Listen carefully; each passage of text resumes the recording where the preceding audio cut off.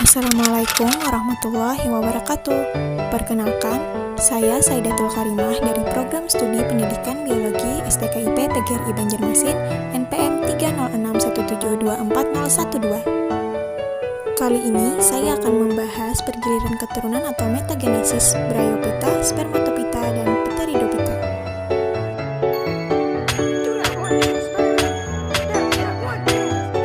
Metagenesis adalah pertukaran cara perkembangbiakan makhluk hidup antara seksual atau kawin serta aseksual atau tidak kawin. Ada istilah fase sporopit dan gametofit dalam metagenesis. Gametofit menghasilkan gamet jantan dan betina, sporopit menghasilkan spora. Sporopit strukturnya diploid dan ikut dalam reproduksi aseksual, sedangkan gametofit adalah struktur haploid yang ikut dalam reproduksi seksual.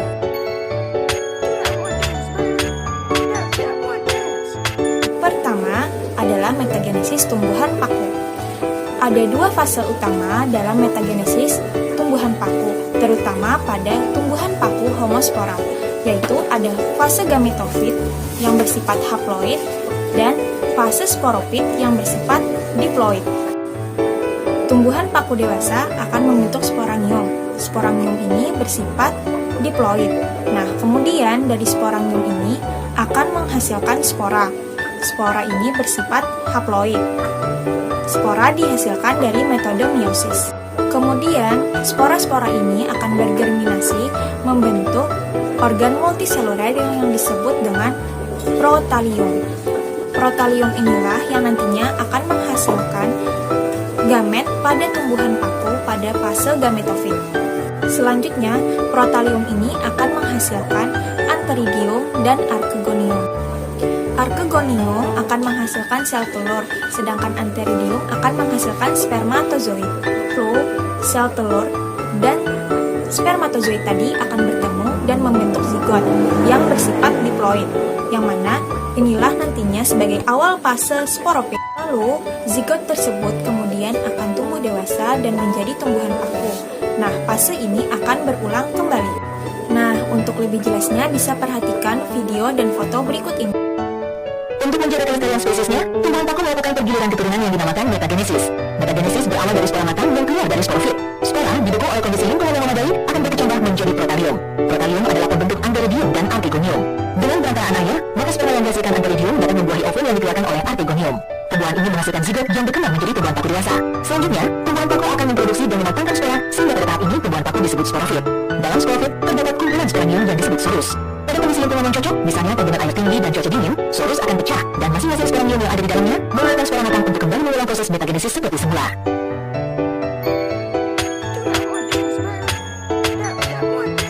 Yang kedua, metagenesis tumbuhan lumut atau Bryophyta.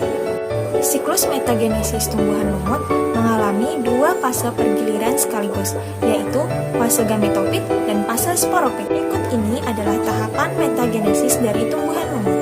Yang pertama, spora lumut akan bergerminasi membentuk protonema, di mana protonema ini bersifat haploid, dihasilkan dari pembelahan mitosis.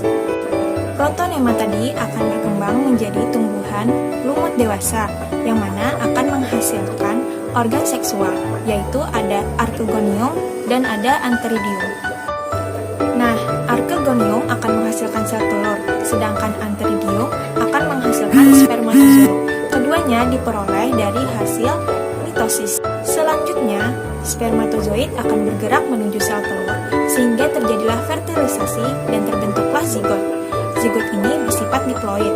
Kemudian, zigot tersebut akan berkembang menjadi embrio dan kemudian berkembang lagi hingga menjadi sporopit. Sporopit memiliki sporangium yang nantinya akan menghasilkan spora. Spora ini bersifat haploid yang dihasilkan dari cara meiosis. Nah, kemudian spora ini nantinya akan kembali menjadi protonema dan siklus itu akan berulang kembali. Untuk lebih jelasnya bisa diperhatikan pada foto dan video berikut ini. Metagenesis tumbuhan lumut diawali ketika kotak spora atau sporangium pecah dan mengeluarkan spora-spora yang telah matang. Jika spora tersebut jatuh di tempat yang lembab, spora akan berkecambah. Perkecambahan spora menghasilkan untayan seperti benang atau filamen yang bercabang-cabang, disebut protonema. Protonema membentuk kuncup yang mana tiap kuncup menghasilkan tunas tegak milik daun yang bercabang. Tunas tersebut adalah cikal bakal tumbuhan lumut.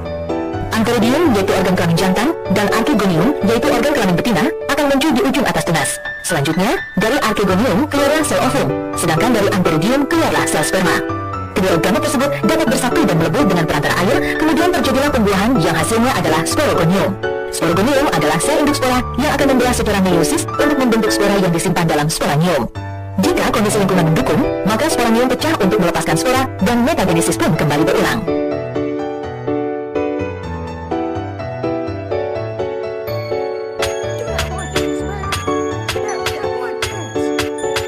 Berikutnya adalah metagenesis dari spermatopita. Pertama, kita akan membahas mengenai metagenesis dari gymnospermae. Tumbuhan gymnospermae yang bersifat diploid memiliki strobilus jantan dan strobilus betina, yang mana strobilus jantan memiliki mikrosporangium, sedangkan strobilus betina memiliki megasporangium. Kemudian mikrosporangium ini akan menghasilkan yang namanya mikrospora, sedangkan megasporangium akan menghasilkan megaspora. Mikrospora dan megaspora ini bersifat haploid. Mikrospora akan berkembang menjadi gametofit jantan, sedangkan megaspora akan berkembang menjadi gametofit betina. Setelah serbuk sari dilepas, maka butir serbuk sari tadi akan berkembang menjadi sperma. Sperma ini akan masuk melalui pembuluh serbuk sari tadi menuju ke sel telur. Jika terjadi pembuahan, zigot akan menjadi embrio dan biji. Jika biji tersebut jatuh pada tempat yang tepat, maka biji tersebut akan tumbuh dan berkembang menjadi tanaman baru. Untuk lebih jelasnya bisa diperhatikan pada foto dan video berikut ini. Pohon pinus dewasa membentuk strobilus jantan dan strobilus betina. Strobilus jantan yang menghasilkan gametofit jantan berupa butir serbuk sari. Strobilus betina memiliki sporofil berupa sisik yang terlindungi oleh lapisan integumen. Di dalam strobilus betina terjadi pembelahan meiosis, dihasilkan 4 sel haploid dengan 1 sel yang hidup dan tumbuh menjadi megaspora. Di dalam bulu serbuk sari, terdapat 1 sel generatif yang membelah menjadi 3 sel steril dan 2 sel spermatogen, yang akan menjadi sel spermatozoid berukuran besar dan berukuran kecil. Megaspora membelah secara mitosis berulang-ulang dan tumbuh menjadi jaringan gametofit betina dan membentuk archegonium. Penyerbukan terjadi bila serbuk sari jatuh pada strobilus betina, kemudian terisap masuk ke dalam bakal biji melalui mikropil. Saat mencapai ovum, sel steril dan sel spermatozoid berukuran kecil akan mati, sedangkan sel spermatozoid berukuran besar akan membuahi salah satu ovum dan membentuk zigot. Zigot akan tumbuh menjadi embrio. Embrio mendapatkan makanan dari jaringan gametofit. Embrio dan cadangan makanan dikelilingi oleh selaput biji yang berasal dari integumen sporofit induk dan akan tumbuh menjadi pohon pinus. Yang terakhir adalah metagenesis angiospermae. Pada metagenesis angiospermae terdapat perbedaan dengan gymnospermae, di mana angiospermae terjadi pembuahan ganda. Tumbuhan angiospermae ada yang memiliki benang sari dan memiliki putik. Yang memiliki benang sari memiliki mikrosporangia, sedangkan putik memiliki megasporangia. Nah, mikrosporangia ini akan menghasilkan mikrospora, sedangkan megasporangia akan menghasilkan megaspora. Mikrospora akan menghasilkan serbuk sari, sedangkan megaspora akan menghasilkan kantong embrio. Perbedaan yang sangat terlihat antara gymnospermae dan angiospermae adalah serbuk sari pada angiospermae terbagi menjadi 2 atau menghasilkan 2 sel sperma. Ada sel sperma 1 dan sel sperma 2. Sel sperma 1 akan membuahi sel telur dan menghasilkan zigot. Sedangkan sel sperma 2 akan membuahi kandung lembaga sekunder dan menghasilkan endosperm. Lalu, zigot nantinya akan berkembang menjadi bakal biji, sedangkan endosperm akan berkembang menjadi cadangan makanan bagi biji. Oleh karena itulah, angiospermae disebut memiliki pembuahan ganda. Untuk lebih jelasnya bisa dilihat pada foto dan video berikut ini. Seperti yang kita ketahui bahwa tumbuhan angiospermae memiliki bunga. Di dalam bunga tersebut terdapat bagian bunga yang merupakan organ kelamin betina yang dinamakan putik. Nah, di dalam bakal buah terdapat bakal biji. Dan di dalam bakal biji terdapat 1 sel megaspora yang membelah menjadi 2 sel megaspora. Kemudian membelah lagi menjadi 4 sel megaspora. Nah, dari 4 sel tersebut yang berhasil bertahan hanya 1 sel megaspora yang kemudian membesar sampai memenuhi bakal buah yang ada di situ. Nah, sel megaspora ini melakukan pembelahan sehingga menghasilkan 8 inti sel.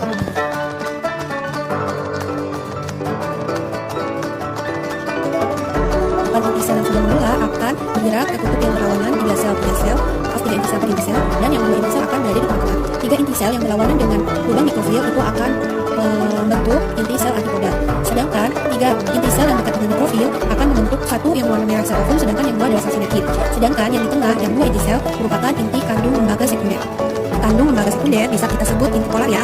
Oke, sekarang kita lanjut ke bagian benang sari. Kita akan perhatikan bagian anter atau kepala sarinya. Di dalam kepala sari banyak terdapat kotak sari. Kotak sari banyak berisi serbuk sari. Nah, serbuk sari yang sudah matang akan siap masuk ke dalam kepala putih. Nah, ini adalah proses penyerbukan, yaitu jatuhnya serbuk sari kepala putih. Sesampainya di kepala putih, inti sel yang ada di serbuk sari yaitu ada 3. Yang warna putih itu adalah inti sel vegetatif, sedangkan yang berwarna merah ada 2, yaitu inti generatif 1 dan inti generatif 2. Mereka masuk melewati yang namanya tabung polen atau tabung sari. Nah, inti sel vegetatif akan menghancurkan sel sinergit. Kemudian inti generatif 1 akan membuahi yang namanya sel ovum. Hasilnya adalah zigot. Nah, sedangkan inti sel generatif yang satu lagi akan membuahi inti kandung lembaga sekunder atau yang kita kenal sebagai inti polar. Hasilnya adalah endosperma. Endosperma inilah yang nantinya akan menjadi sumber dari nutrisi zigot. Begitulah proses yang dinamakan pembuahan ganda. Baiklah, sekian dulu penjelasan saya tentang metagenesis. Apabila ada salah kata, saya mohon maaf. Akhirul kalam, wassalamualaikum warahmatullahi wabarakatuh.